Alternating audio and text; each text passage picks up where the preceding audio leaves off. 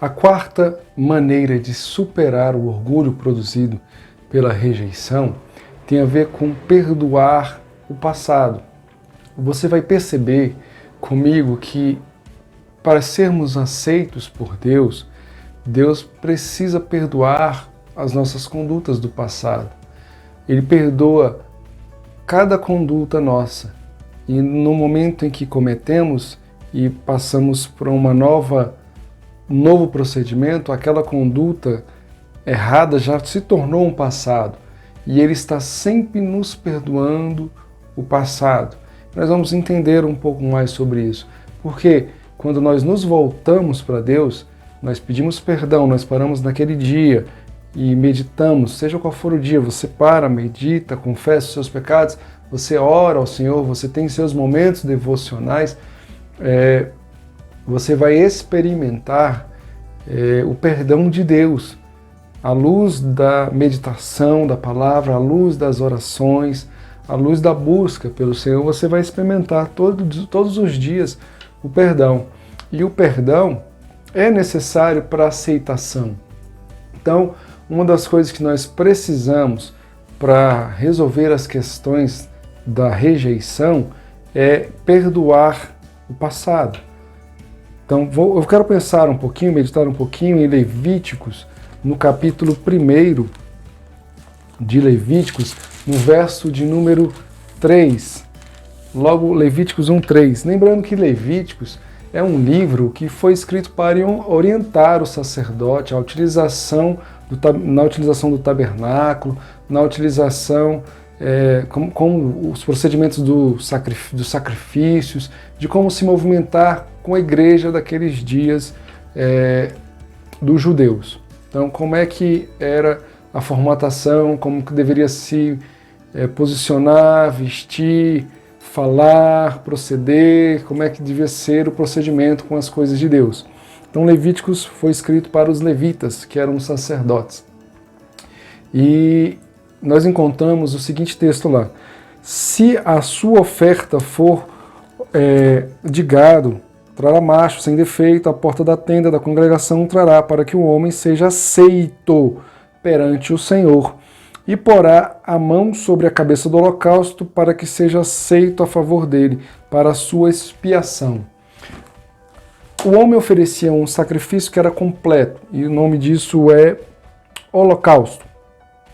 Era um sacrifício que era ofertado, um cordeiro, um bezerrinho, ou uma ovelha, um cordeiro, dependendo do poder aquisitivo que cada um tinha, aí tinha as designações ali, tinha as especificações do sacrifício.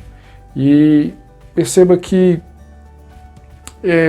levando um cordeiro, eu tinha que colocar, primeiro, o ofertante, ele ia voluntariamente até o sacerdote oferecer um sacrifício que ele entendia que um inocente deveria ser ofertado e morrer para cobrir as vergonhas, como eu disse no vídeo anterior. Passou a ser um padrão de aceitação pelo nosso Deus. Então, era necessário que houvesse uma morte para perdoar o transgressor. E nesse momento que o ofertante se achegava ao sacerdote, ele impunha as mãos na cabeça da oferta do que seria sacrificado, do cordeiro, e ele se identificava com essa oferta de forma voluntária. Ele se achegava e impunha as mãos para identificação. Ou seja, essa oferta é sem defeito, essa oferta é sem mácula, ela é inocente e ela vai morrer pelo meu pecado. Enquanto isso, eu vou transferir para essa oferta a minha transgressão e vou receber a purificação, a inocência, a justificação, e o nome disso era expiação. A culpa pelo pecado seria, o preço da culpa seria pago. Eu seria então, nesse momento, decretado como justo, e então eu não teria mais débito nem ofensas para com Deus. Essa era a base da aceitação, para que o homem fosse aceito. Leia lá com bastante carinho, você vai ver essa palavra muito destacada. Então, o homem estava rejeitado, então passava a ser aceito. e esta aceitação tinha a duração de um ano, que era o período lá da Páscoa, de uma Páscoa a outra Páscoa. Por isso, Jesus está subindo para Jerusalém, dentro do contexto que nós estamos falando, para ser ofertado como cordeiro. Ele havia já sido identificado como o Cordeiro de Deus, que tira o pecado do mundo, o Filho de Deus, o Messias. Então ele estava se apresentando e agora não mais evitando o embate para com os saduceus, para com os fariseus, e explicitamente apontando o orgulho farisaico, o fermento do orgulho farisaico, dos escribas, dos saduceus, apontando a corrupção orgulhosa da religião daqueles dias, que fazia com que eles fizessem as suas obras para serem vistos, fazia com que eles fizessem as suas obras para serem apreciados, honrados, que essa conduta religiosa era muito exterior e pouco interior de verdade para com Deus, e isso está sendo então de forma explícita apontada. Jesus não está se configurando um herodiano, ele não está se configurando um saduceu, um fariseu, ele não está se configurando como um essênio, ele não está se configurando como um zelote, ele não está se configurando em nenhuma dessas classes, mas ele está sendo simplesmente um filho de Deus. E essa postura que ele está tomando faz com que esses outros que eram cheios de defeito tentem diminuí-lo, procurando nele um defeito para o acusar, para que eles dissessem, olha, não, vamos parar de ouvir esse cara, não vamos mais ouvir. E ele então se apresenta como um cordeiro para ser avaliado, já que o cordeiro não podia ter defeito, e era apresentar ao sacerdote. Por isso Jesus é experimentado por todos os da religião, e se apresenta a Caifás, a Anás, os sumos sacerdotes daqueles dias, para ser avaliado, vai até Pilatos, e ninguém encontra defeito nele, sabe? Ninguém vê nele mácula, ninguém vê nele culpa, ninguém vê nele motivo de condenação, mas alguns que mentem a respeito dele, para que ele fosse crucificado e condenado, com mentiras, com calúnias, né? Com invenções, com má interpretação do que ele havia dito. Então essas pessoas apontam o seu defeito, então ele é condenado e crucificado. Então entenda que o cordeiro estava sendo entregue para ser imolado. Jesus, então ele aceita o embate e ele faz isso para nos perdoar, para que esse ano de aceitação fosse estabelecido sobre a igreja. Com a vinda de Jesus, o corpo de Cristo é estabelecido, a igreja é estabelecido, a noiva agora passa a existir. E com sua morte e ressurreição, o corpo de Cristo aqui na terra é a igreja, né? Então esse tempo que é chamado tempo da igreja é chamado na Bíblia como um ano aceitável do Senhor. O que é esse ano aceitável do Senhor? Você percebe que Jesus, ele, em determinado momento da vida dele, ele, em Lucas capítulo 4, após a tentação de Jesus, Lucas registra que Jesus pega um rolo, né? Pega um rolo de papiro, muito provavelmente, pega um rolo de escritos e abre dentro do templo e lê o seguinte: o Espírito do Senhor está sobre mim, pelo que me ungiu para evangelizar aos pobres, enviou-me para proclamar libertação aos cativos e restauração da vida aos cegos, para pôr em liberdade os oprimidos e apregoar o ano aceitável do Senhor. Perceba, e ele diz assim, hoje nessa data aqui, que eu leio isso, se cumpre essa palavra. Era uma profecia do profeta Isaías sobre o Messias. Então, Jesus é aquele que foi ungido pelo Espírito de Deus para pregar aos pobres, evangelizar, proclamar libertação aos cativos e apregoar o ano aceitável.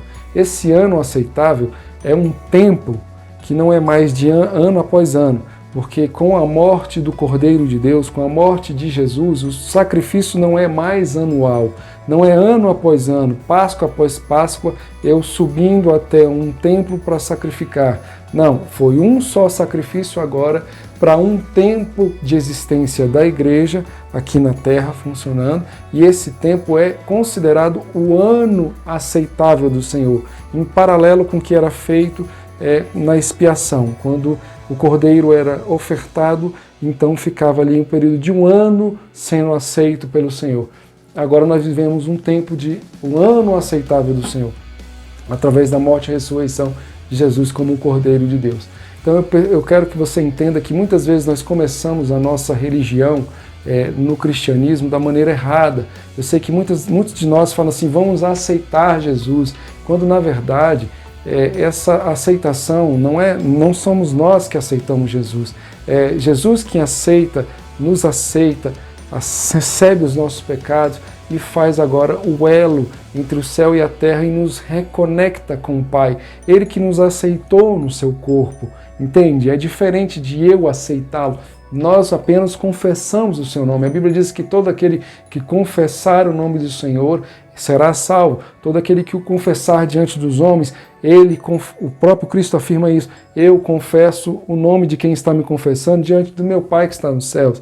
Então aqueles que agora passam a professar a fé em Cristo, andar segundo os seus padrões, segundo os seus ensinos, são chamados filhos de Deus, receberam Jesus. Então eu quero que você pense, que você entenda que muitas vezes nós já começamos de uma forma orgulhosa essa questão da aceitação. Porque quem ofende é que precisa ser aceito. Entende? Não sou eu que ofendi que precisa aceitar o outro. Não, é quem ofende que precisa ser aceito.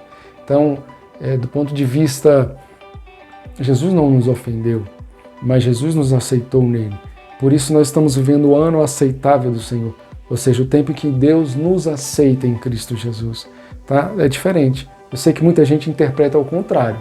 Sabe? Estamos vivendo um ano aceitável. Vamos aceitar Jesus. Não.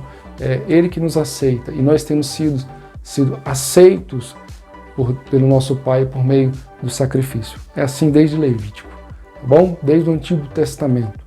E então eu quero pensar também um pouco sobre você, quando Marcos, no capítulo 1, verso 15, diz assim, o tempo está cumprido, o reino de Deus está próximo, arrependei-vos e crede no Evangelho. Então, eu que talvez tenha provocado